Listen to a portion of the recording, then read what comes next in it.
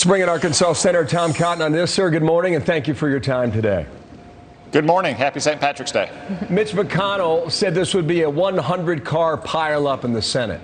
Is this the way it's going to go, sir? Well, I hope it's not going to go that way, Bill. I hope that we respect the traditions and institutions of the Senate. Right here is a letter from just 4 years ago signed by 27 Democrats who are still in the Senate, insisting that we maintain the right of senators to have extended debate on legislation. 27 Democrats still in the Senate, when they were in the minority, wanted to maintain those rules. But now they're getting pushed around by their radical left because their agenda is unpopular.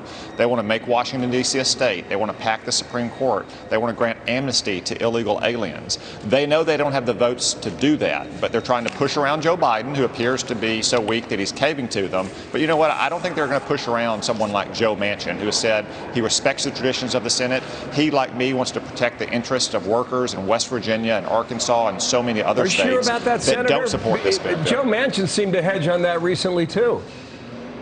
Now, Senator Manchin has been very clear. He will not vote to change the rules to reduce the threshold from 60 votes to something lower to end debate and have a final vote. That's what the Senate traditions have been going back 40 years. Before that, it was even more than that. There was a time going back 200 years when it required all the senators to agree to end debate. That is the tradition of the Senate. That's in the tradition that our founders wanted the Senate to play, to make sure that any major changes to the laws of our country were considered and careful and deliberate. The Senate has always played that role. It should continue to play that role. Otherwise, you'll get things like the Green New Deal and amnesty for illegal aliens and packing the Supreme Court.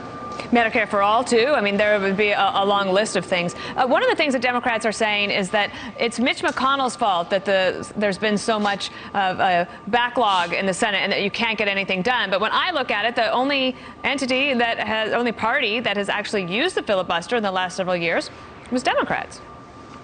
Yeah, Dana, again, let me hold up a letter. 27 Democrats in the Senate 4 years ago said we should not change the rules governing debate in the Senate. 27 Democrats just 4 years ago. Who's been filibustering for the last 4 years? It were Democrats who filibustered Donald Trump's nominees and so much of our legislation.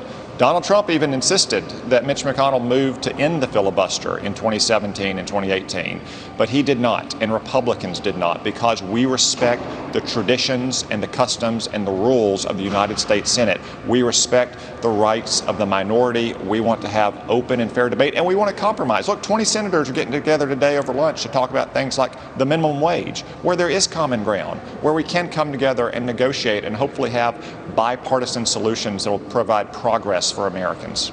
Here is Mitch McConnell on the floor of the Senate during our program yesterday. Give this a listen. Nobody serving in this chamber can even begin to imagine what a completely scorched earth Senate would look like. So, Mr. President, I want our colleagues to imagine a world where every single task, every one of them, requires a physical quorum. So apparently in the old days, that's the way they did it, Senator, and we might be going back that way. Can you come back to your first answer? How would America be different if they get rid of the filibuster? Help us understand that.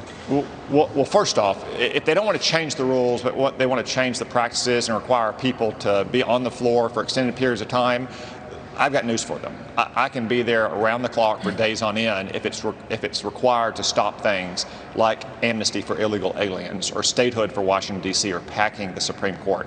That's ultimately what the Democrats want. It's their far left that's angry that they don't have popular support for their agenda, so they're trying to change the rules and ram it through in this fleeting window when they have power before we win back the Senate and the House next year. That's ultimately what this is about, and that's why the Republicans are going to stand up firmly against that radical agenda.